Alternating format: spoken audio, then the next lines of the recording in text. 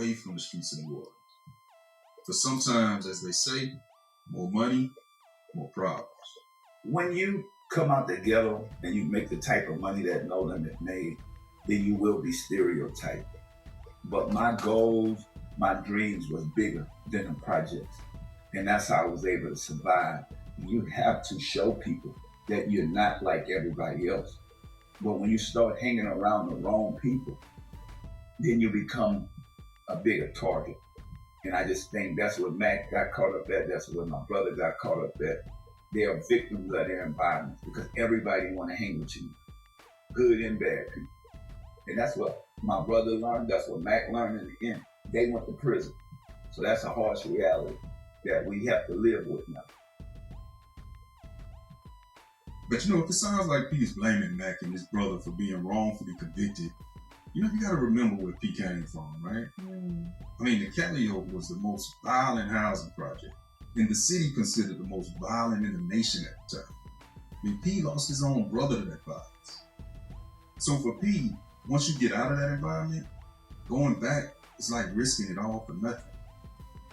Despite the fact that No Limit was cooking up that raw, man, Master P saw that as a stepping stone to get rich and respectable.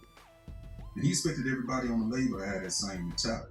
Yeah, and this ain't a new tune for Master P. He's been on this for years. Yeah, because back in 2007, when Congress held hearings on the explicit language and violence portrayed in rap, man, he showed up sounding like he was ready to repent. My whole goal for being here is to preserve hip hop. And I know this is a culture that involved, and I watched the first panel, we talked about society. It's definitely a part of a problem from society, but we are inflaming this problem by not being responsible. And I want to take that responsibility. First, I want to tell everybody here that I was once part of the problem. And hopefully as I move on in life, when I raise kids, I want to be a part of the solution.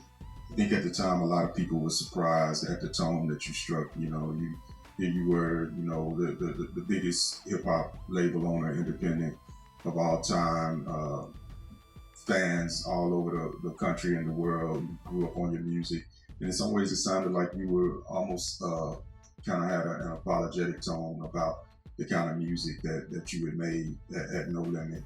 I was always curious about that. What kind of brought that on for you? Growth. Being a man, being accountable for your actions, and not being afraid to change. And that we're going to. And if we're gonna be around, we're gonna be able to open up business in corporate America and do other things. You're not gonna just look at me as a hip hop person. Before it's over, you're gonna look at me as an entrepreneur, a businessman, and a philanthropist. And we have to grow as people, but they're gonna always stereotype us. So I didn't mind sitting in front of the people and explaining to them who we are and what we are evolving into with education and goal. Rodney, part of this feels like respectability politics. And the problem with respectability politics is that it reinforces that Black people aren't respected or worthy of respect in the first place. And in P's case, that the art of rap is something to apologize for, even though he got rich off it, you know? I'm not having that. See, I think for P though, like he knew he couldn't change how the police or society viewed him, right? So the most he could do was change himself. And the funny thing is, you know, Master P and Mac, they echo each other in some ways. I mean, they both talk about growth and freeing themselves from that No Limit image. Okay. But clearly there are definitely other hip hop moguls who felt like they were being targeted simply for representing the streets. I mean, in the late 90s and early 2000s, you had hip hop labels around the country